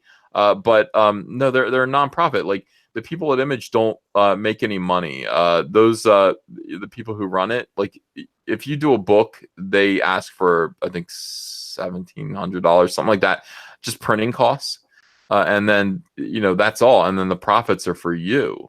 Image isn't there to make a profit. Image is there just to publish some comics. So it's an interesting setup, but they are gatekeepers and they are going to keep people out. I kind of busted Eric Larson's balls a little bit. I'm like, are you telling me you wouldn't publish Cyberfrog? Image wouldn't publish Cyberfrog, Eric? And he wouldn't say. And I was like, yeah. But I mean, honestly, that's how because profit isn't a motive. They're a non-profit. They turned down Sovereign. Oh, did they really? Mm-hmm. But they published stuff like The Pervert. Yeah, that's interesting. What were was it because your ComicsGate? What was the reason? No, this was before I got into ComicsGate. Oh, how about that? But it just shows how out of tune or sync, you know what I mean? They're just publishing these weird stuff and they're not about really making good comic books anymore. Yeah. I mean, again, if your motive is not profit, okay, then you can do whatever you want. And that's why it's weird. There's no reason for them to publish Cyberpunk. They're not getting any of that money. They wouldn't get it. So why should they? Mm-hmm. And that sucks. Doomsday says, "Hello, EVS." By the way, I love Old Image from the 90s. Absolutely loved it. Doomsday says, "Hello, EVS. We are doing a podcast with my occupation in regards to entertainment news. I know you're limited on travel, but I was wondering if I could keep contact with you if you wish to guest star." Doomsday, you're more than welcome to contact me and let me know what you mean. Yeah, that'd be fine. Edgar Cruz says, "Crystal sounds like the puppets on Mr. Rogers." Crystal. Wait, talk a little bit. Let me see if you sound like a puppet on Mr. Rogers. I don't know, do I? Oh, yeah. You do. Oh my god. Really? You sound like Mr. Rogers doing Lady J or whatever. That's funny. Oh my goodness. Yeah. That's funny, Crystal. He dunked on you pretty hard. I guess so. No, he sounds like Daniel Tiger. She sounds like Daniel Tiger when Mr. Rogers is like, wait. What did Daniel Tiger used to say? Meow meow kitty. What I'm trying to think of a line of dialogue for Crystal to say. Oh no. I can't. That's funny. I mean, Crystal, don't worry about it. It's not an insult. It doesn't matter. Yeah, it doesn't. It's kind of funny. Yeah. That's the most random thing. I love it. Yeah. It's funny because it's I never would have thought of that, but all right. So fine. So everybody tells me I sound like, they tell me I sound like the guy from Jurassic Park. What's his name? The Chaos. Goldblum. Jeff Goldblum? They say really? Jeff That's a damn compliment. They life finds a way. Life finds a way. I don't know. I don't think I sound like him. But they also even do the Yeah, I know. I think that's why, because of my speaking mannerisms, not necessarily my inflection. But they also say I sound like who's the other guy? Where they remember when somebody was inside that celebrity's head, and what was that movie? Malkovich. Being John Malkovich. Yeah, they say I sound like John Malkovich, and I never thought of that either. I don't see I'd it. say more Goldblum. More gold. I don't know. So, yeah, I listened to John Malkovich on Jay Leno, and I think when John Malkovich talks, when I talk like this, when I talk in a different tone of voice, I might sound a little bit like John Malkovich, but a lot of people used to say that to me. A lot of people. So don't worry about being meow meow kitty. Meow meow meow meow meow meow meow. Yeah. I'll have to go back and rewatch that. Oh my god. Well, it's. I just watched the Mr. Rogers documentary. That's what. Oh yeah, I saw that. That was great stuff. I saw that in theaters a couple months ago. It was really good. I cried. Did you cry? I cried a little bit. Yeah. Al Lewis says Ethan sounds like Goofy. Wow. All right, so Quentin Daniel says, just back to Comic Crystal. Everyone please back. Hashtag Fandom Menace. Hashtag ComicsGate. Great work, EVS, with this from an Australian. Thank you, Quentin, for backing ComicsGate. I really appreciate that. And these creators do too. Jeff Myers says, late to the party. What do you folks think about Darkseid Sexual Predator as revealed in Female Furies issue 1 from DC today? What? Huh? Is that real? Yeah. I would expect him to do that. I didn't know Darkseid had those kinds of things going on. I didn't know Darkseid had a wang, to be honest with you. Zach did a video review of it earlier. I haven't checked it out yet. I would imagine that all these supervillains are just harassing so many women. Right. I mean, of course, they are villains. So yeah. Yeah. His penis He's a makes brutal dictator of a planet, isn't he? He's like a brutal dictator of a planet. That's not far fetched. Well, that explains that pothole. Yeah. Oh. No. What I'm thinking is Darkseid wears a tight little mini skirt, and I've seen no bulge. You know what I mean? So he tapes it down. So I'd be shocked if there's anything going on there. So much is gonna get clipped tonight. So much. Darkseid did nothing wrong. Wears a tight little mini skirt and thigh-high boots, and you can't even tell me he wears thigh-high go-go boots and a tight little mini skirt. That just means he's a freak. Yeah, he might be a freak. Sounds like a new character for Rainbow Brute. There we go.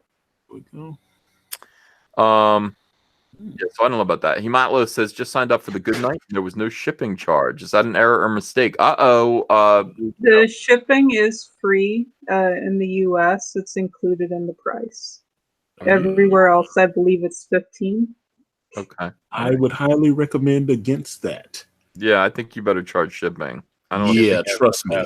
Because you got to remember. I have some family and stuff in shipping and USPS on. I'm good with that. Oh, okay. Oh wow, we got Peruvian Connect. Okay. Exactly. Hello. Jack Straw says, don't forget to check IndieCron to keep up with all the newest CG titles. And Darkman McEdgeface says, despite the Space Noid's desire to self-govern, the Earth Federation refuses to grant those in the colonies their individual human rights. Thoughts? What the? What? No thoughts. Darkman, I have zero thoughts on that. And that is like that. Honestly, yeah, I'm sorry. I don't know what that means. Demented for Fun says, Peter Piper picked a peck of pickled peppers. A peck of pickled peppers Peter Piper picked. That's not that hard to say, you know. Tulip says, you ask for advice from the Bible. Try 5 Moses 23:3. Sounds a lot like Soy Boys and other SJW allies to me. Don't ask if you don't want another. Sierra Whiskey. Kanan White is doing variant cover Black Forest. A stripper named Trixie says, Asian woman here, just back Goodnight. Please have Mike Angerhauser on. He does not have a brick head like Mike hey Mike. Mike, hey Mike. Too funny. Yeah. I was on that. I was on there with Mike last night, and I really think people are like, you took it too far, Ethan. I was like, I don't think I took it far enough. Like I was like, Mike, hey Mike, and then I would show him a picture of something that looked like a penis. You know, like seriously, you would just keep going with that, wouldn't you? Yep, I would. You would. You'd be like, hey Mike, you want a cupcake, Mike?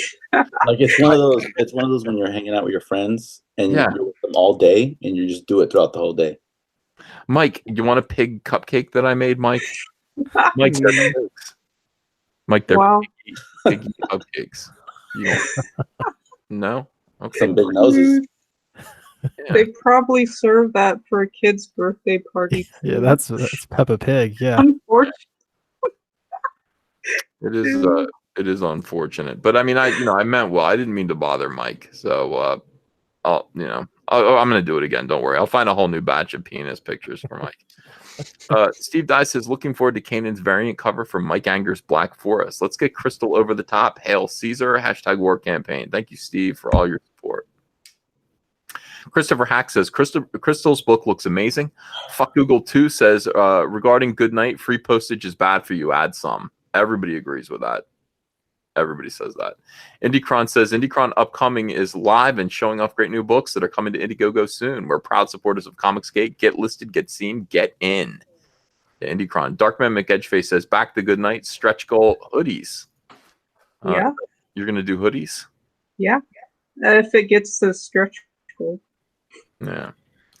Spark Demon says, if you're a good writer and looking for a good artist and have money, what is a good source to find one? Looking for a style like Michael Golden. Yeah, Spark Demon, really just check around this community. I mean, you're going to meet a lot of people here who hang out and want to do something and don't have a writer, don't know what to do. You will find someone, but just let people know. Spark Demon is looking for an artist who draws a little bit like Michael Golden. So anyone who knows of one. I actually found Kanan I found Kanan and Elliot Fernandez on Instagram. Found both of them on Instagram. Instagram's good. That's a good source. Yeah. I mean, think about Elliot Fernandez is on Instagram. I mean, that's 116,000 followers too. Yeah. He's crazy on Instagram. John Smith says, I am married, but my wife was never into Twilight. Oh, you're so lucky, dude. Doom CMYK says, I'm married and my wife's boyfriend loves Twilight. John Dillard gave me the system. Well, that you actually called yourself a cuck there. I would be the guy who John Dillard Gaming the System says one of the coolest new books. And Mike Jenkins says because Mike does trifling shit. Mike Triflin Miller. I couldn't agree more. I couldn't agree more with him. John Smith says, do you think Captain Marvel looks like the Green Lantern film? No, I don't. I think it's the right tone. By the way, you know what? I think Mike left. Somebody said to Mike in one of his comments, somebody said Ethan was showing you penises because he was subliminally telling you you're a dick for what you did. And honestly, I just realized I just did that to him again. And that definitely is in his head. And he thinks I'm telling him that he's a dick. I'm not. That's not what I'm doing at all. Somebody brought up subliminal messages and I wanted to show him subliminal advertising. And it led to this. Mike, I gotta be nice to Mike now. I just realized that. What if Mike is heartbroken in his heart? What do you guys think? I don't think he is. You don't think so? Yeah. Do you think Mike thinks like that? Does Mike feel those feelings? Does he? I guess you could ask him. Yeah. Mike may cry. No, I've seen him cry. No, he does have those feelings because he cries all the time. Or telling him he's gay. I'm not telling him he's gay either. It's just funny. Mike wants you to give him a call, and then I get a number here. What are you talking about? I'm not calling that number. 86753. Call Mike. Everybody's giving me phone numbers and saying call Mike live. That's not 911. Why would I call Mike? Is Mike telling me that I should call him live? Call him now and just call him the system. That's so weird, man. Why is Mike doing call-ins? He's trying to one-up you. Mike, what are you, Miss Manners? What are you giving telephone advice? What are you, Dr. Phil? Can you like stream snipe him again or something? Because I'd love to see what he's doing right now. If he's gonna have a bunch of phones in his room. I'll finish up this stream and then you guys can go check it out. But I'm not calling him. Yeah, I'm not. Stop. No, I mean, none of your business. I appreciate it, but I'm not calling him. What's he doing?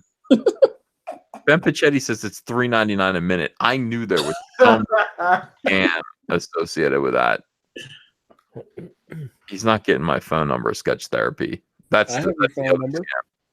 I have your phone number, Ethan. Yeah, Antonio, call me anytime. You know. Thank you. All right. Not Mike. You know. It's canon that Darkseid enjoys Earth porn, says Rhino. Rhino says it's actually in the comics from the 70s. Is that right? Huh. Now, there's a clip on YouTube from the old Super Friends cartoon with all the Darkseid clip where he kept trying to like kidnap Wonder Woman. I guess he got me too. He looked a little creepy. He was a little thirsty. I always kidnapped, and I was like, it was like 11 minutes. I was like, damn, how many times did he take? Trying to force her to marry him and stuff, and I was like, oh god, okay. Weird. I'll need to look that up. It was hilarious. I was like, damn, Darkseid is a little thirsty. You're a little thirsty. All right, Raymond Henchhold, thanks for $9.99. Says Miles Morales Spider-Man is above and beyond pandering to liberals, SJWs, NPCs, and non-whites. It's unnecessary for the Hispanic last name. He's already black. Double the SJW-ness, double the liberal praise. That's because Brian Michael Bendis' daughter, though, that he adopted. She's like black and Puerto Rican, and he wanted to create a character that was black and Puerto Rican. That's why that happened. Is that right? Yes. He watched The Last Samurai too many times. I mean, what? Just stop. You know, it's like one is not like he did Miles Morales and then he did Ironheart, and now he's got this new character named Naomi over it, and they're all the same basically. They are the same. Yeah, that is true. They're exactly the same character. Wow. Doomsday says, Crystal, I love you that you're doing. No, I love that you're doing some Arthurian mythos. That's actually some of the focus of one of my own project that I'm planning. Well, thanks. I really love just the story. It's just so classic, and there's a lot of different, life lessons and stuff, and I really love it. Yeah. A lot of guys are crushing on Crystal tonight. Even though she sounds like Mr. Rogers doing the Meow Meow Kitty voice. That voice. Oh, no. A lot of people crushing on Crystal That's McGee. hilarious. Yeah. Oh, geez. You're at $3,175 tonight, Crystal. So it really doesn't matter if you sound like Meow Meow Kitty. Yeah. Well, thanks. And by the way, now that you are Meow Meow Kitty, what's crazy about ComicsGate that people need to understand is you're not really part of the family until there's a meme about you. Once the meme I wouldn't be surprised because I've made some memes, so I figure they're coming. Yeah, they're coming, and that's the first one. I mean, Mike became a legend when he started to cry. Like Mike. When did he cry? He cried so many times, dude. Mike turns on the camera and starts to cry, and well, he used to. I haven't seen him cry in a while, but $100,000 will fix that problem. Yeah. Doug Naple made him cry. That was what that was. I was on that stream. What? I was on that stream. Is that? I've been wanting to see that again. Is that still up on your channel? Or? Yeah, and I kept it up. It's on there. Yeah. The John Boehner of ComicsGate. Yes. He used to cry a lot. Yeah. Crying all the time, and Doug made him cry, and then Doug felt bad about it. It was so soy based, dude. They refunded $2,000 of his book. Yeah. That is right. Okay, so that's what happened. Like something happened where Doug said something to Mike to make him cry, and because of that, people. Antonio, you're gonna have to help me. Is that when people turned on Doug? Yeah, people turned on Doug and refunded Doug's money. From Mike was having an issue with someone who thought that you were responsible for promoting their book, and then Mike, there was someone that I guess is now ComicsGate adjacent, whatever. Yeah. And they had a book and they thought you were going to promote it. Yeah. And you didn't, and then they got mad and they were going at Mike and this kind of thing. And Mike went hard on him on Twitter, and then Doug was counseling that maybe he should have eased off a little bit, and then that's why I remember that, because John Malin was like, "No, the dude's being an asshole," and it was just hilarious. And Doug had started drinking. Doug got a little tipsy that night, and he probably should have put one or two of them little shot glasses down, and yeah, it got ugly. It was crazy. Somebody just reminded Lama Gigante in the chat just reminded me what it was. So in the midst of all this fighting, Mike goes, "God damn it, Doug." And he used the Lord's name in vain in front of his kids, and that's kids in the room cry. Oh my God, you don't understand. I don't do that. Oh, that was so funny. I gotta pull that out, and I gotta make that a whole separate video. Yeah, that was so classic, man. Yeah, it was great. The Mike and Doug fight, and that went on for 3 days, and people thought I was getting into internet blood sports. People were like, "Ethan just wants to make them fight." I don't want to make them fight. They're fighting on my stream, and of course I'm going to show it. It's not internet blood sports. It's Howard Stern. I try to make this show a little bit like Howard Stern to make it interesting, and I try to make people that come on the show into characters that people can think are funny and amused by. And so Mike has his memes, but I mean, if Mike is crying because he used the Lord's name in vain in front of his kids, I have to show that. What? You can't just. I mean, it's not about decency at that point. That is funny entertainment, and people want to see it and watch it in horror. And then the next day, Doug came in, pissed off, like angry that people had refunded his his book, and that made people refund even more. It was ugly. Yeah, it was ugly. I had to have a talk with Doug in private. Go, dude. I heard some of that conversation, but yeah, it was crazy. Yeah, you can't talk to people like this. Oh my God. Yeah, Doug was a little over the top, especially when the money started. Yeah, he was like, wait a minute. Yeah, like, that's my money. I'm like, that's not how this works, Doug. He turned into like a gangster. That's my money. Yeah. See all that money rewind. He was not happy. He's like, "You're messing with my money," and I was just like, "Dude, what were those videos called?" I'll try to find them right now. It was Mike versus Doug or Doug versus Mike. You actually? I remember the little title card you got on it or whatever. So you posted on your Twitter. Yeah, people. When did this happen? Was this it was at least 4 or 5 months ago. Yeah. I'm going all the way back here. I have to give people the exact title so they can find it, because after we talked about this, I'm going to get a lot of messages from people saying, "What were those streams called?" Because we want to watch them, and they are very watchable and they're very awkward. And people were telling me, "Don't do that again." That really made me uncomfortable, and I'm like, I didn't. But now, I mean, obviously, these are classic moments in ComicsGate history. So we, Well, everyone came out the other side as friends too, right? So it's always good. Yeah, I think most of us did. Yeah, those are some of my first shows with you, actually. That's what was so crazy. It was like I'd probably only been coming on about 2 or 3 weeks at that time. What did you think of it when it was happening? Were you just like, "What the hell?" Well, I'm so used to just watching. I've been watching you since October or whatever you founded the channel. I know I joined when you only had about 3,400 subscribers. So yeah, you only had that many. So I've been watching for a while, and just watching everything develop. And I was like, "Holy shit, I'm actually on the show."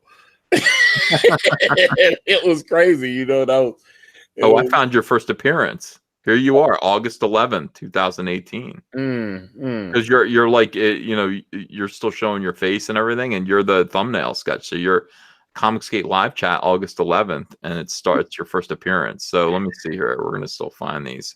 I need to rip that and put it up on my channel, because that was. You're welcome to it. I mean, all of these, people who want to want to kind of rip these live streams and borrow from them, you're allowed to. I mean, I consider the live stuff to be public domain. Absolutely. Oh, here it is. Yeah. Mike S. Miller versus Doug TenNapel. August 24th, 2018. Brutal. And then the next episode is called Doug Redeems Himself, August 25th. That's when Doug came in and he that's when Doug came in and demanded, like, he got mad. He didn't redeem himself at all. He made it worse. Oh my God. I remember that, yeah. Yeah. Mike S. Miller versus Doug TenNapel, August 24th, and then the next show is August 25th. And I do think that you guys, honestly, if you can stand the cringe, and the cringe is strong, dude. The cringe is very strong. If you can stand the cringe, you will definitely enjoy that. Yeah. I live off cringe. I gotta watch it. Yeah, yeah. That was one of my favorite ones. It was a crazy night. Cecil, John Maley, everybody. It was a great show. Yeah. GRP Pulse says, "Hail Caesar." Thank you. Edgar Cruz, sorry, Crystal, I backed your book. That's fantastic. All right, so I'm gonna kind of close it out. Let me just see where we landed tonight and see if Goodnight's at 32.25. Nice. And the thing about these fantastic. live, yeah, I mean, congratulations, Crystal. Obviously, you're gonna make it. Okay. Oh, thanks. I appreciate it. You got it. Brand, Antonio. See if you bumped up a little bit. These guys who've been around for a while aren't going to move much, but no, you're 55,922. Oh man, we're close to 56,000. That's great. Thank you. That's awesome. You are going to get there. See if Sovereign moved. Sovereign moved a little bit. Yeah. Oh, did it? Okay, good. So these obviously they're going to move up again because people are going to rewatch the streams, and that's how it kind of goes. Crystal, you'll see it kind of coasts overnight when other time zones pick up these live streams. So I wouldn't be surprised if by tomorrow night you are funded. And if you're not, we'll do it again and we'll get you funded. I'm not calling Mike. 1-800-CALL Mike. Are people still doing that?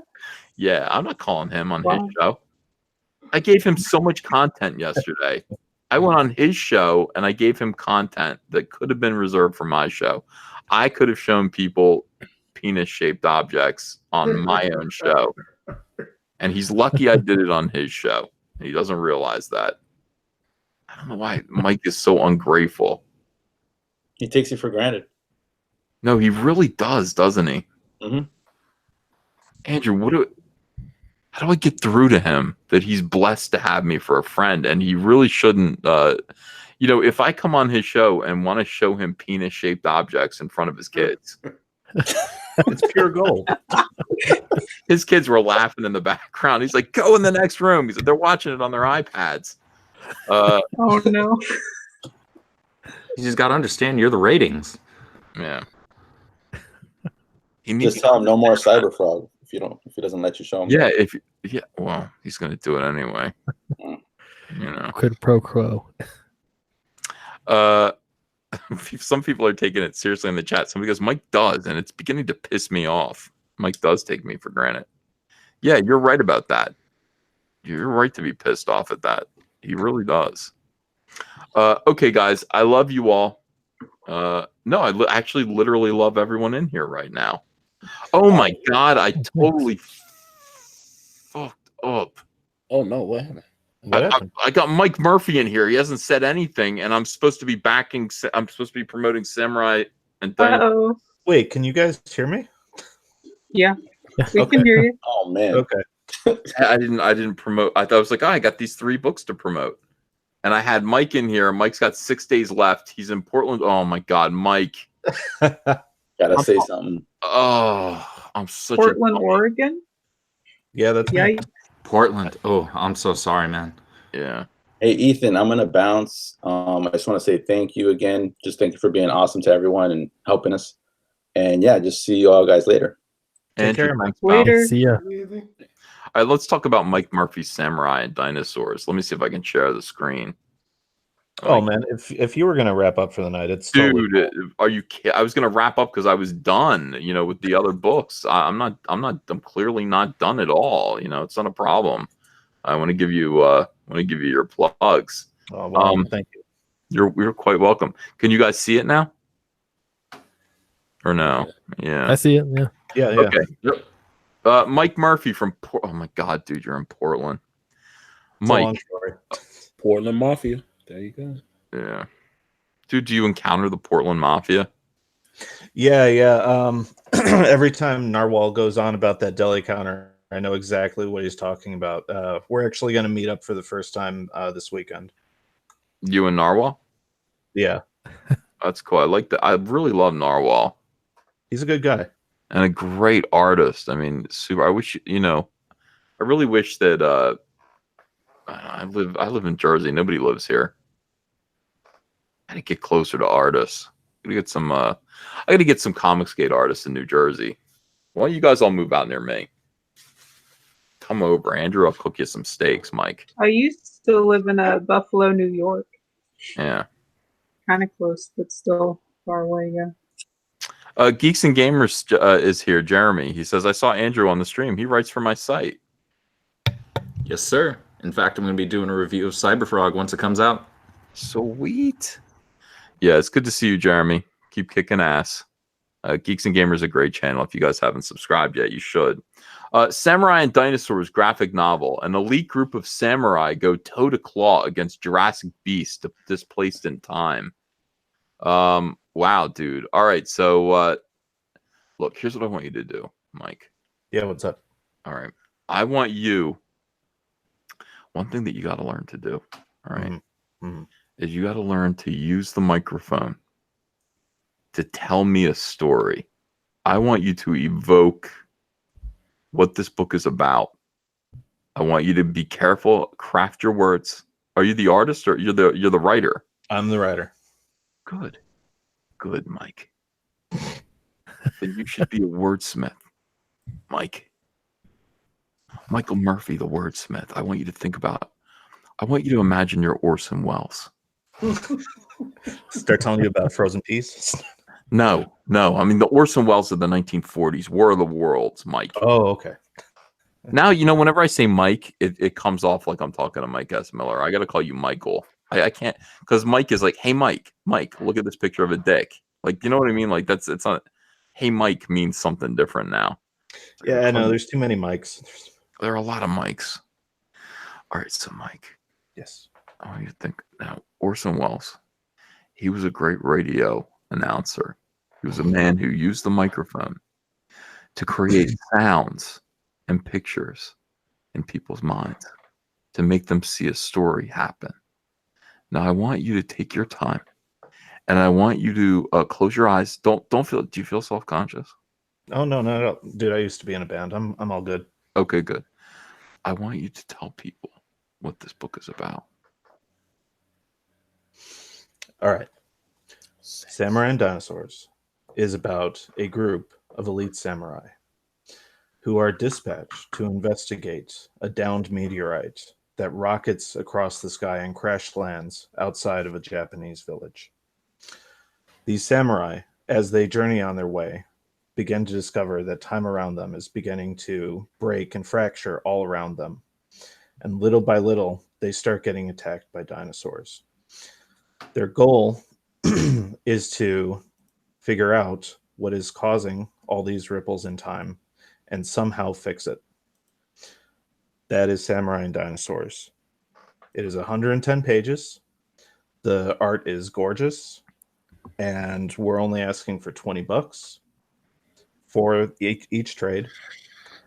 And the pitch that I often give to film buffs is it's kind of like if Kurosawa, the guy that did Seven Samurai, and Ray Harryhausen, the godfather of special effects, made a movie together.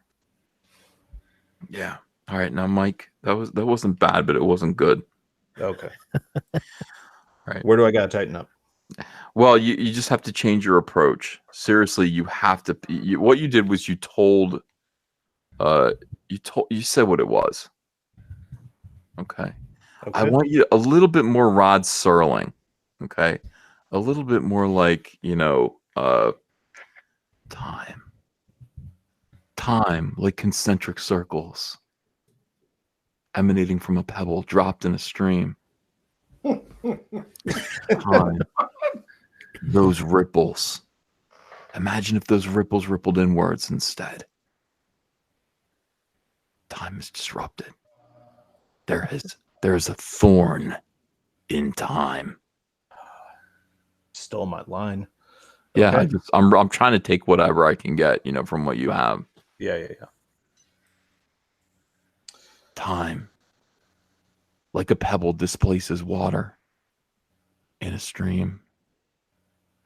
Jurassic beasts have been displaced in time and are now walking the earth again, dominating the landscape once more that they used to own exclusively for hundreds of million years. They're back. And what hope does an elite group of samurai have going toe to claw against Jurassic beasts? Our time on this planet has been limited. We are but a tiny blip on a long line of time. These dinosaurs are the timeline, and these dinosaurs are coming to take that blip out. Can samurai actually end this threat? Can samurai figure out why time is disrupted? Can these men, these good men who represent humanity, turn back the ripples of time and send these beasts back to extinction hell where they belong? Samurai and Dinosaurs graphic novel by Mike Murphy. Portland, Oregon, unfortunately. Something like that. Now, I haven't read your book, Mike, but you need to. I want you to grab these people. I want you to talk about this thing. I want you to talk about this project like it has balls. Okay. I'm feeling you. I got you. All right. So right now you are at $1,011. And you got bumped up a little bit, but you're only at 12% of goals. So what I'm trying to say is that you need to you need to sell it better to these people. Go ahead. Okay. Revenge. Eric Helpful says this is gay.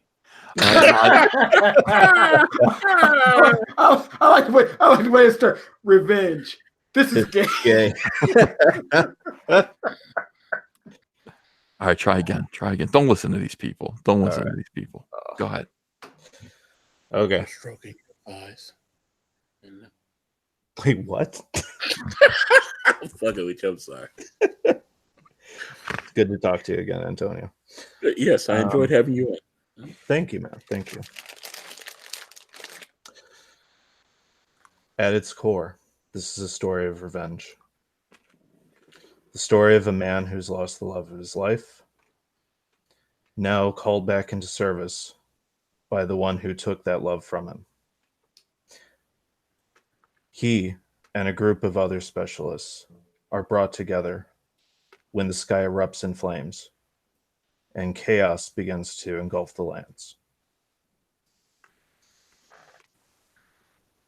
Sounds. Sorry, go ahead. Sorry. It's okay. Sounds from the forest begin calling out in the night. Violence erupts. Blood is shed. These 8 samurai are the only ones who can deal with this menace. Beasts displaced in time. Gayer. Dude, I'm trying to channel all my Portland mail here. Oh, you're doing good. Okay. All right. Take a little swig of soy and get back in. Okay. All right. Make sure you have your plaid on. God, these people, I swear. Okay. Focus. Use the force. Their journey is fraught. Along the way, they discover a haunted cabin with the remains of an elderly woman, torn to shreds by mysterious creatures.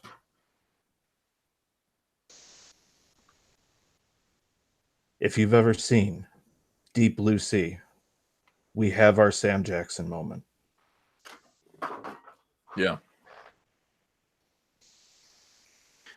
This is great. Al Lewis says it's like a pride parade, the comic. Now look, I think we got off on the wrong foot. I'm not sure that this comic is meant to be considered this way. This comic is an exciting adventure story about time being disrupted. It's got dinosaurs. It has ninjas. It has samurai. It is going to be about blood. It's going to be about puncturing dinosaur faces and all of that stuff. Now, let me show some art. You guys need to back and support this comic book. The link is in the description. Yeah, we got the samurais here. It's a nice cartoony style. Very, very yeah. I love Sergio's work on this book. I still think it's the best thing he's ever done. Yeah. All right, let me see some dinosaurs. Looks good. Looks good. We got. See, this is the thing. These dinosaurs didn't do nothing wrong. You know what I mean? They're just chilling, man. I don't think the samurai. I hope the samurai leave these ones alone. They're basically they're basically cows. You know what I mean? Like the brontosaurus, the apatosaurus, the brachiosaurs, the diplodocuses. They're just cows. By the way, I wonder what they taste like. I don't know. Fred Flintstone used to eat a lot of them bitches though. Yeah. Yeah, those thick steaks. Yeah, he was tearing them up, Bronto burgers and stuff. I was like, all right. Yeah. Diplodocus. Somebody points out that is the plural, not diplodocuses. Diplodocus. Appreciate it. Yeah. So good stuff.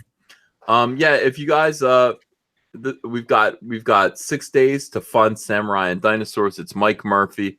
Mike Murphy, a lone voice crying out in the wilderness of chaos and hell in Portland, Oregon. World's most depressing town, by the way. I lived there for 1.5 years, Mike. And you went running, huh? Yeah, it rained every single day. It rained every day. And it was well, I liked my apartment. I had a 1-bedroom apartment with Frogger, Donkey Kong, and Pac-Man arcades in it. Oh, wow. Okay. Yeah, I was 21 years old, so I just bought whatever I wanted. That's what you do, you know. Yeah, my wife and I moved here when we were 24, 25-ish. And I mean, for a while, like the town was exactly what we needed. But I mean, honestly, like these days we are having that conversation of like, all right, is it time to pack up and get out of here? Just come over the bridge, man. It's way better. Narwhal says it's all polyamorous cucks. He's not wrong. Yeah. That's what happens. I mean, you know, I've talked to Narwhal about this. He's explained exactly what Portland is, and he lives there, and I understand. We're all feeling, the rest of the world is feeling the results of Portland, Oregon, and what they're doing to comics. We've got Portland, Oregon, and we've got Austin, Texas. And you know, those are the two hubs. It's not even the Bay Area anymore. It used to be the Bay Area that was a problem. You know, they're not even a problem anymore. You know, it is Austin, Texas, and Portland, Oregon, and to a lesser extent, Washington State, like Seattle, Washington, but not really so much. It's mostly Portland. What's going on there? Do they really paint birds on everything? Yeah. I don't know, man. Like, I mean, honestly, like Narwhal and I have talked about this a lot. Like, there was a point where things were cool and the comic scene was kind of a fun, exciting thing going on here. And then, I don't know, maybe 2012, 2013-ish, like it just all started going to shit. Yeah. Like it just like you'd go to like a signing or an industry thing or like even a convention, and just the mood was like everyone being standoffish with each other and scared to like really say anything concrete, like just waiting to read the room. These dirty, filthy hippies, Mike. Oh, I know. Excuse me. Yeah, these dirty, dirty hippies. Did I say that already? You can't say it enough. I reiterate. Yeah, that is the problem. All right, so I want people to know Samurai and Dinosaurs has 6 days left. Mike, I want to invite you on. Let's finish out the 6 days. Let's see if we can get this thing funded. I want to get you on here to promote your comic, coinciding with the Goodnight Nightmare Realm #1. Crystal McGee, hey, who is everyone's hero right now. A lot of people crushing on Crystal in the chat. Crystal, are you married? Should I tell these people to go away? No, I'm single. You're single. Okay. Uh-oh. She even could have just said, "No, I'm not married," and that might have implied a relationship. She intentionally said, "No, I'm single." Single. Single and ready to mingle. That's what they said in the 70s. In the discotheques in the 70s, they say, "I'm single and ready to mingle." Yeah, like that. Crystal, the war campaign loves Crystal. Oh, they're awesome. Hilarious guys, yeah. Yeah, they are.